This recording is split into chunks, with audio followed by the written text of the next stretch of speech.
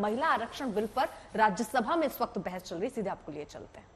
Bill 128 128वें संविधान संशोधन bill पर और उसके समर्थन में अपने वक्तव्य को रखने वाला हूं। हम सब जानते हैं कि इस नए संसद भवन की शुरुआत गणेश उत्सव के दिन से प्रारंभ हुई और कल लोकसभा में निर्विघ्न ये महिला संशोधन बिल, नारी शक्ति वंदन बिल निर्विघ्न पास हुआ और मुझे आशा ही नहीं विश्वास है कि आज यहां भी ये किसी भी बाधा के बगैर, किसी भी विघ्न के बगैर सर्वसम्मति से 128 कॉन्स्टिट्यूशनल अमेंडमेंट बिल पास होगा और सबकी सहमति इसमें मिलेगी। हम यह भी जानते हैं कि हमारे प्रधानमंत्री मोदी जी, मैं उनको धन्यवाद देना चाहता हूं, जिन्होंने यह नारी शक्ति वंदन बिल लाकर जो रिजर्वेशन का विषय काफी लंबे अंतराल से चल रहा था, उसको एक निर्णायक मोड़ पर लाने का प्रयास किया है। इसके लिए मैं जहां उनको धन्यवाद देता हूं, वहीं जो उन्होंने नारी के सशक्तिकरण के लिए, एम्पावरमेंट के लिए जो पिछले 9 साल में कार्य किए हैं, उसके लिए भी मैं उनको धन्यवाद देता हूं, जिसने भारत की नारी को सुधारने में और उसकी दशा और दिशा और आगे मजबूती से समाज में बढ़े, इसके लिए बहुत ही कारगर कदम उठाए हैं। और उसी कदम में यह कदम भी एक बहुत महत्वपूर्ण कदम है, जिससे नारी का सशक्तिकरण होगा और नारी को ताकत मिलेगी। शब्दों के बारे में कई लोगों का अपना अपना वक्तव्य हो सकता है, लेकिन नारी शक्ति वंदन विधेयक, ये नारी शक्ति वंदन, यह शब्दावली ही अपने आप में हमारी सरकार की, हमारे प्रधानमंत्री जी की और हमारे समाज में महिलाओं को देखने के दृष्टिकोण को स्पष्ट करता है और एक दिशा देता है। सभापति जी, मैं यहां यह भी कहना चाहता हूं कि हम सब लोगों के मन में कुछ धारणाएं बन गई हैं और वो धारणा ये बनी है कि जैसे हम महिलाओं पर कोई कार्य कर रहे हैं तो कुछ एहसान कर रहे हैं। अगर हमने महिलाओं के सशक्तिकरण के लिए कुछ किया तो हम कुछ ऑब्लाइज कर रहे हैं। मैं यहां स्पष्ट करना चाहता हूं कि भारत की संस्कृति में महिलाओं का बहुत बड़ा स्थान रहा है। ये हमारा और आपका नहीं, ये हमारे को, हमारे पूर्वजों ने, हमारी संस्कृति ने महिलाओं को जिस तरीके से समाज के में प्रतिस्थापित किया, वह बताता है कि हमेशा ही हमारी संस्कृति में महिलाओं का स्थान उज्जवल रहा है।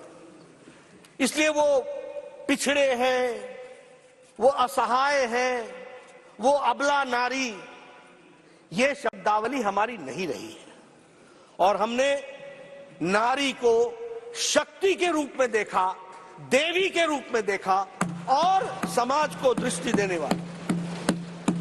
और इसीलिए प्रधानमंत्री जी जब कहते हैं विमेन एम्पावरमेंट, तो वो हमेशा विमेन लेड डेवलपमेंट की बात करते हैं और उन्होंने G20 में भी दुनिया को बताया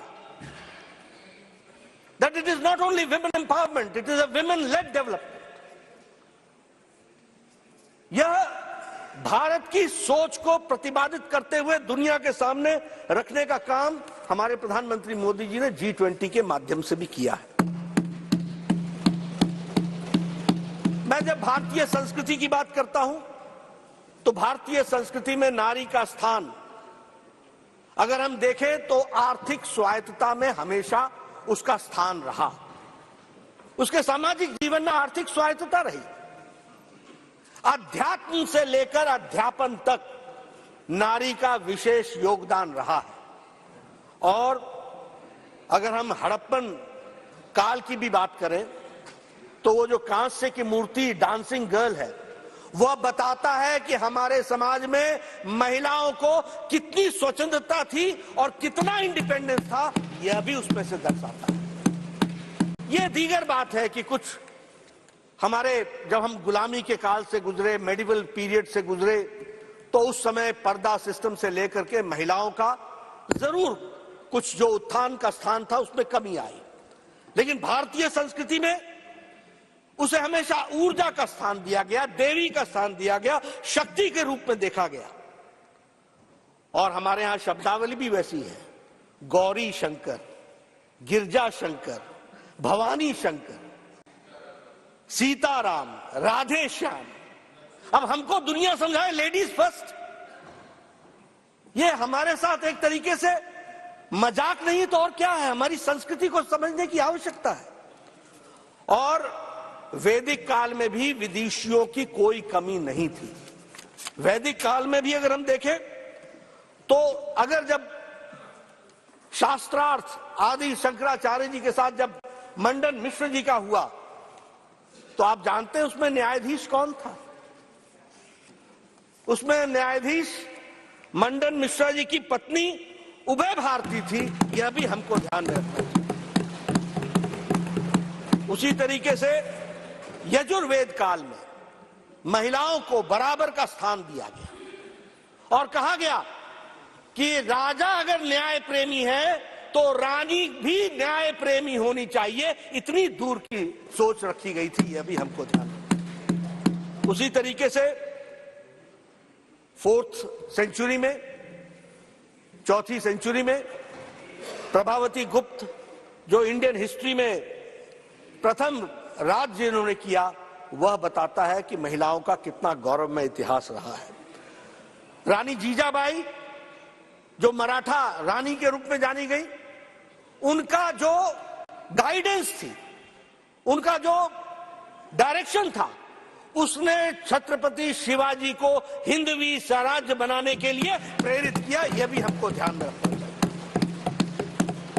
अहिल्याबाई होलकर जी को हम सब लोग जानते हैं अध्यात्म की दुनिया में, और उसके साथ साथ जिस तरीके से उन्होंने मंदिरों का नवनिर्माण किया, वह बताता है कि महिलाओं का हमारे सामाजिक और हमारे आध्यात्मिक जीवन में किस तरीके का स्थान रहा है। 1857 का हमारी क्रांति, और उसमें भी रानी लक्ष्मीबाई को हम नहीं भूल सकते, उनका नेतृत्व हम भूल नहीं सकते। और यहां हमारे संविधान सदन में जो कित्तूर रानी चेन्नम्मा जी की जो मूर्ति है, वह संविधान सदन में सुशोभित होकर के वह भी भारत की गाथा और महिलाओं की गाथा बताती है। पोर्चुगीज के खिलाफ अगर कर्नाटक के महारानी अब्बक्का ने अगर लड़ाई लड़ी, तो वह भी एक अपने आप में गाथा बताती है कि महिलाओं ने किस तरीके से हमारे विकास के लिए काम किया है। मैं ये भी बोलना चाहूंगा कि मॉडर्न टाइम्स में भी, आज के युग में भी अगर हम देखें, 21वीं शती जो है वो महिलाओं की शती है। 21वीं शताब्दी जो है वह महिलाओं की शताब्दी है। और फिर चाहे ज्ञान हो, चाहे विज्ञान हो, चाहे मिलिट्री एजुकेशन हो, चाहे सैन्य सुरक्षा हो, चाहे अर्थ जगत हो, हमें खुशी है कि आज हमारी भारत की महिलाएं अपने आप को लीडिंग रोल में लेकर के आई हैं और उन्होंने अपने आप को प्रतिस्थापित किया है और सम्मानित स्थान पर लेकर के आई हैं। It is not only the presence but it is the position, वह सम्मानित स्थान जो उनको मिला है, जो उन्होंने हासिल किया है, यह बताता है कि भारतीय नारी किस तरीके से उन्होंने अपना योगदान किया है। आज सॉफ्टवेयर की दुनिया में 21% हमारी महिलाएं हैं जो लीडिंग रोल में हैं। आज हम अगर इसरो की बात करें, जिसके बारे में कल परसों जयराम रमेश जी चर्चा कर रहे थे, उसमें अगर हम साइंटिस्ट देखें तो फिर चाहे मार्स मिशन हो, चाहे चंद्रयान हो, चाहे आदित्य L1 हो, इन सब में महिला साइंटिस्ट का बहुत बड़ा योगदान है। इसको भी हमको ध्यान रखना है। और अगर हम कहें तो सरकार की सत्ता में भी आजाद भारत में 12 मंत्री महिलाएं बन चुकी हैं। इस आजाद भारत में इसको भी हमको ध्यान रखना है। बहुत से ऐसे देश हैं जिन्होंने वोटिंग राइट्स पाने के लिए एक लंबा संघर्ष किया। महिलाओं ने सिर्फ फ्रेंचाइज पाने के लिए बहुत लंबा संघर्ष किया। किसी ने आधी शताब्दी तक संघर्ष किया, किसी ने पूर्ण शताब्दी तक संघर्ष किया। लेकिन ये हमारा सौभाग्य था कि हमको फर्स्ट जनरल इलेक्शन में महिलाओं को बराबर का स्थान दिया गया। ये हमारी सोच दर्शाती है। और ऐसा नहीं है, सबका योगदान है। 1931 में सरोजिनी नायडू जी ने ब्रिटिश प्राइम मिनिस्टर को चिट्ठी लिखी थी और उसमें कहा था कि हमें फ्रेंचाइज मिलना चाहिए। और उस उन्होंने वाक्य लिखा था, we do not want to be nominated, we want to be elected. तो इस तरीके से अगर हम देखें तो हर दृष्टि से महिलाओं का एक विशेष योगदान रहा है। और हमें यह भी सौभाग्य है कि बहुत देशों से पहले हमें प्रधानमंत्री भी महिला इस देश को बहुत पहले मिल गई, कई अन्य देशों से पहले। इसलिए हमारा नजरिया बेचारा, अबला, बेचारी नारी ऐसा कभी नहीं रहा। हमेशा हम लोगों ने उनको एक विशेष स्थान देकर के उनको आगे बढ़ाने का काम किया। हमारे कॉन्स्टिट्यूएंट असेंबली में भी 15 महिलाएं थी जिनका विशेष योगदान संविधान के निर्माण में रहा। और आज हमारे 102 एमपीज हैं यहां पर महिलाएं, जो अपने सशक्तिकरण के कारण दे आर इलेक्टेड, और वो इलेक्ट होकर के आई हैं। यह भी हमको बताता है कि महिलाओं ने किस तरीके से, फिर चाहे वो पॉलिटिक्स हो, स्पोर्ट्स हो, इकोनॉमी हो, एविएशन हो, एंटरप्रेन्योरशिप हो, सब में नारियों ने अपना योगदान किया है। इसलिए जब हम नारी शक्ति वंदन विधेयक को लाकर उनको हम सशक्तिकरण कर रहे हैं तो ये उनके ऊपर हम एहसान नहीं कर रहे। ये उनका सम्मान है, ये उनका सशक्तिकरण है, ये उनकी सहभागिता को बढ़ाने का कार्य है। ये हमको ध्यान में रखना चाहिए। मैं यहां ये भी कहना चाहता हूं कि कुछ धारणाएं हम बदल दें। और ये मैं अपने आधार पर नहीं कह रहा हूं, रिसर्च के आधार पर कह रहा हूं। रिसर्च ने यह बताया है कि महिलाओं की सेंसिटिविटी ज्यादा है।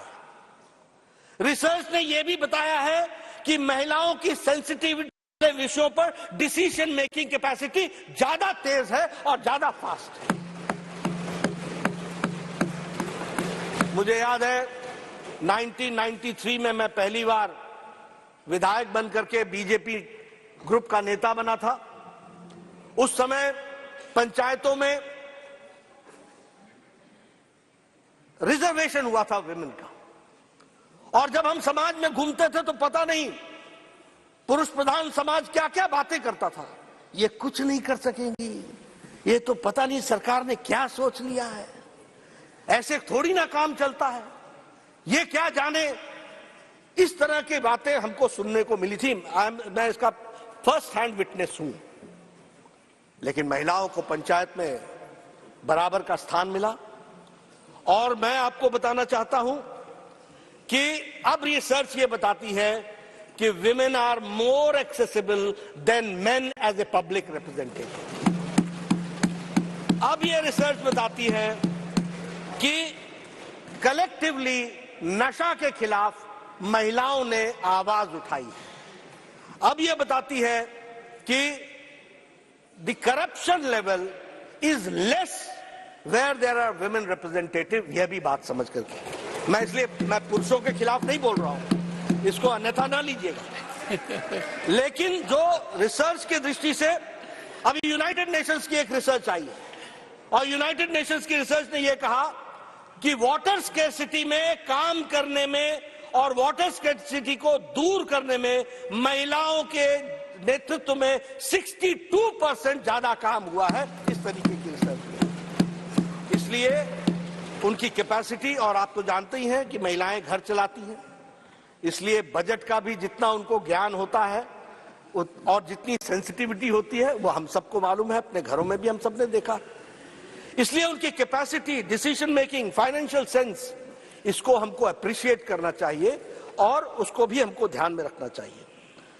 मैं यहां यह भी कहना चाहूंगा कि नेशनल पर्सपेक्टिव प्लान के तहत जब हम लोगों ने काम शुरू किया तो उसमें आज लगभग 14 लाख से ज्यादा महिलाओं का पंचायती लेवल पर रिप्रेजेंटेशन है ऑन डिफरेंट लेवल्स, और ये एक कंटिन्यूअस प्रोसेस को, ग्रोथ को आगे बढ़ाने का काम किया है, सब लोगों के योगदान से हुआ। और एक लंबी जर्नी, अब जब लंबी जर्नी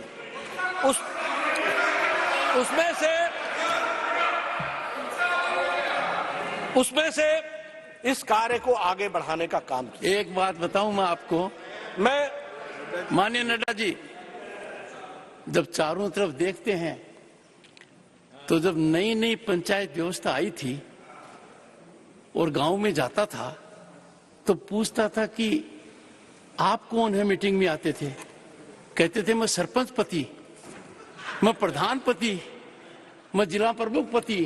ये कल्चर चालू हुआ था, वो कल्चर अब खत्म हो गया है जी, and that you can see all around. Yes, आप सभी को सीधे लिए चलते हैं राज्यसभा में, जहां महिला आरक्षण बिल को लेकर जेपी नड्डा बोल रहे हैं। गर्मा गर्म बहस के बीच सुनिए।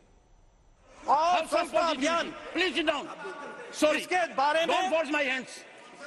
इसके बारे में जब लाल किले के प्राचीर से प्रधानमंत्री जी ने कहा, from the ramparts of Red Fort, जब कहा तो उस समय राजनीतिक लोगों ने कहा था ये बड़ा गैर राजनीतिक की क्या स्वच्छता की बात प्रधानमंत्री लाल किले से कर रहे हैं।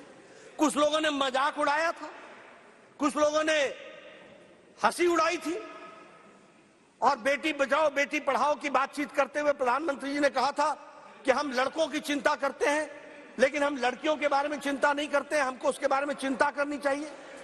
इस पर भी बहुत कटाक्ष हुए थे। लेकिन आज मुझे आपको बताते हुए खुशी हो रही है कि sex ratio at birth level हम 19 पॉइंट बढ़ करके आगे आए हैं, 19 पॉइंट्स हम आगे बढ़े। उसी तरीके से gross enrolment in higher education has increased by 18%, 18% बढ़ गया है।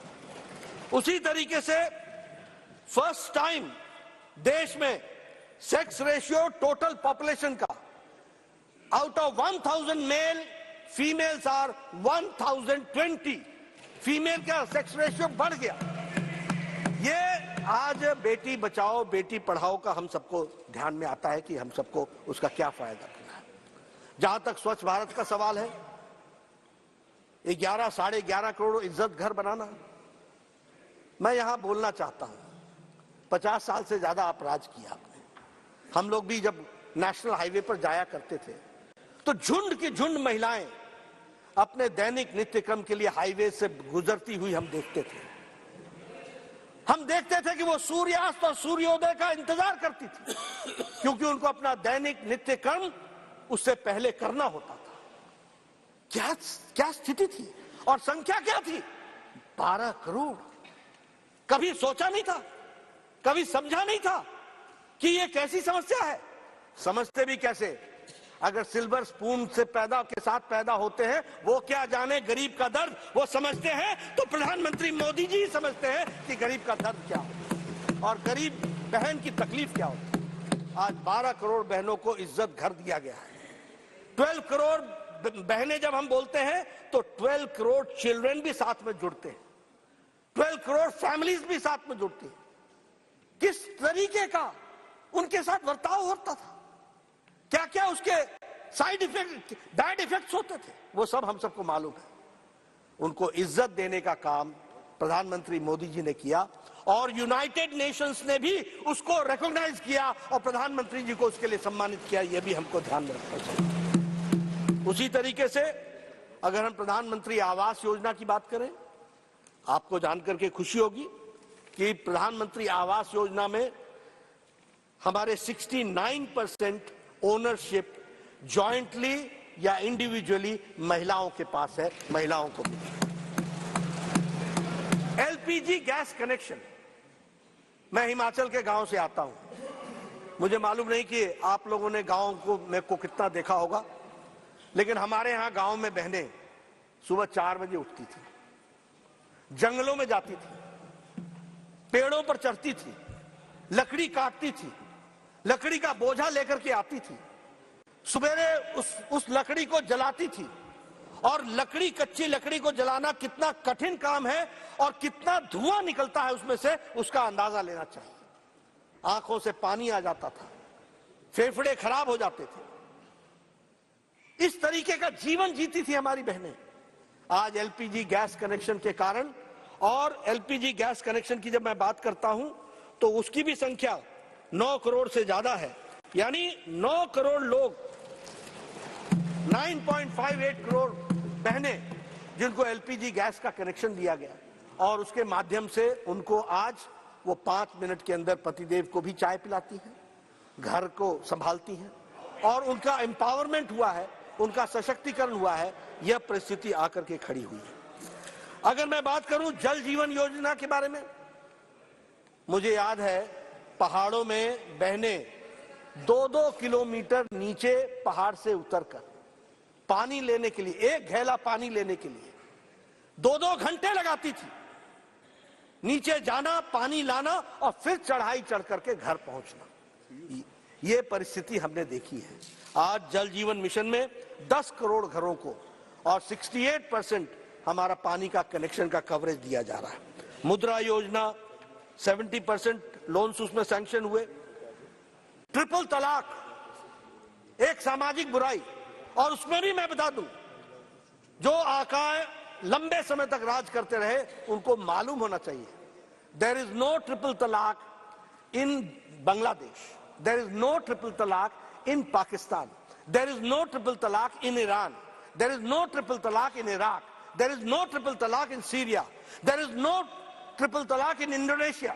ये सब मुस्लिम और मुस्लिम डोमिनेटेड देश रहे, लेकिन हमारा भारत ट्रिपल तलाक चला हुआ था।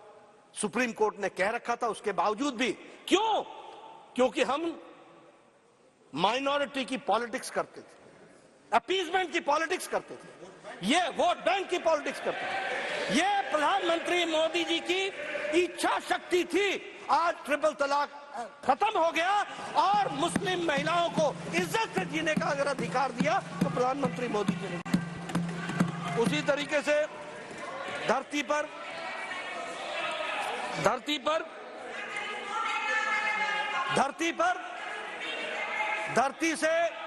धरती से चंद्रयान को साउथ पोल पर लैंड करने वाले स्थान को भी प्रधानमंत्री मोदी जी ने शिव शक्ति के नाम से पहचाना। वहां भी शक्ति महिलाओं को जोड़ने का और उसकी बात को कहा गया है। मैं इसके साथ साथ यह भी बोलना चाहूंगा, टाइम में से बोल रहे हैं, मैं यहां यह भी बोलना चाहूंगा कि ये सारी महिला सशक्तिकरण के कार्यक्रमों के माध्यम से देश को आगे बढ़ाने का काम किया है, और इसी में आज एक नई कड़ी जुड़ रही है, और वो है महिला शक्ति वंदन का विधेयक को पास करना। मैं सभी से तो अपील करूंगा ही, लेकिन इसके पहले कुछ और विषय भी मैं आपके सामने रखना चाहूंगा। एक चर्चा आज सुबह से मैं देख रहा हूं कि चर्चा चल रही है कि ओबीसी का ध्यान नहीं रखा गया, ओबीसी की चिंता नहीं की गई, ओबीसी के बारे में कुछ सोचा नहीं गया। ठीक है, राजनीति में इस तरीके के वक्तव्य चलते हैं, और वक्तव्य चलते यहां तक पहुंच गया कि 70 सेक्रेटरी में 3 ही शायद ओबीसी। अब मैं इसमें सिर्फ ज्ञानवर्धन करना चाहूंगा, मैं ज्ञानवर्धन करना चाहूंगा कि कालेलकर की रिपोर्ट नेहरू जी के टाइम की कहां पड़ी हुई थी? मंडल कमीशन इंदिरा गांधी जी के टाइम पर, राजीव गांधी जी के टाइम पर कहां पड़ा हुआ था? क्या हुआ उसका? क्या कर पाए उसको? 1992 में सुप्रीम कोर्ट ने कहा कि आप सर्विसेज में ओबीसी को रिजर्वेशन दीजिए, और 1995-96 में एससी, एसटी और ओबीसी कैटेगरी सर्विसेज में जुड़ी और ऑल इंडिया सर्विसेज में जुड़ी। अब आप बताइए कि आज सेक्रेटरी के एम्पैनलमेंट का जो कट ऑफ ईयर है वो है 1992। जो सेक्रेटरीज हैं वो 1992 बैच के नीचे के लोग हैं, पहले के लोग हैं। अब मैं आपसे पूछता हूं कि 2004 से 2014 तक कितने सेक्रेटरी ओबीसी थे और कहां थे वो ओबीसी के सेक्रेटरी, किस क्राइटेरिया में थे? जरा हमको इसका ज्ञानवर्धन कीजिए। देखिए, मैं बार बार बोलता हूं, लीडर को लीडर बनना पड़ेगा, ट्यूटर से नहीं चलता काम। ये ट्यूटर्ड स्टेटमेंट से नहीं चलता है काम, और वह भी ट्यूटर अगर कोई लीडर हो तो भी समझ में आता है। ये एनजीओ को लेकर के आ जाते हो, जिन एनजीओ को जिनको आता न पता न सता, कोई चीज जानकारी नहीं, वो आपको समझाते हैं और आप बोल करके सोचो I was shocked and shattered and shocked. अरे भाई, शौक तो लगना ही था, जब पढ़ना ही नहीं पूरा तो शौक ही लगेगा, और क्या होगा? ये परिस्थिति आकर के खड़ी होती है। लेकिन मैं यहां ये बताना चाहूंगा,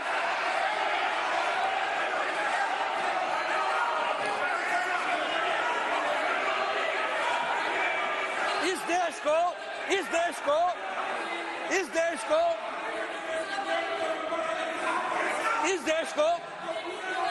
सर पॉकेट में हाथ रख करके बोला नहीं जाता है। सर, पॉकेट में हाथ रख करके बोला नहीं जाता है। नो, पार्लियामेंट्री एटिकेट्स नहीं है। सर, हाँ, ये भारत में, आजाद भारत में ओबीसी की बात करते हैं, ओबीसी की बात करते हैं। भारत को पहला ओबीसी प्रधानमंत्री भारतीय जनता पार्टी एनडीए ने दिया, यह भी हमको ध्यान है। ये ओबीसी की बात करते हैं। मैं कांग्रेस की बात कर रहा हूं, कांग्रेस। और भैया, मैं कांग्रेस की बात, कांग्रेस। दूसरा आज 27 मंत्री ओबीसी के हैं, 27 मंत्री, और हमारे एमपीज। मैं सर कांग्रेस की बात कर रहा हूं, उनकी बात नहीं कर रहा हूं। देवेगौड़ा जी हमारे हैं।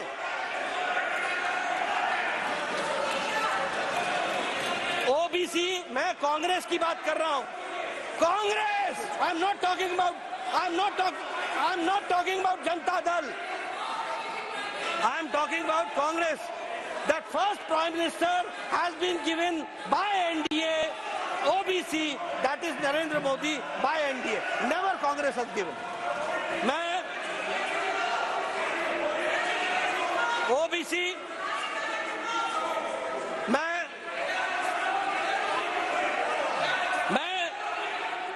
आउट ऑफ 303 बीजेपी के एमपी हैं, 303 में 85 यानी 29% हमारे एमपी ओबीसी के हैं। ये भी हमको ध्यान में रखना चाहिए। उसी तरीके से 1358 एमएलए में 27% ओबीसी के हैं, 27%। आउट ऑफ 163 हमारे एमएलसी जो हैं उसमें 40% ओबीसी के हैं।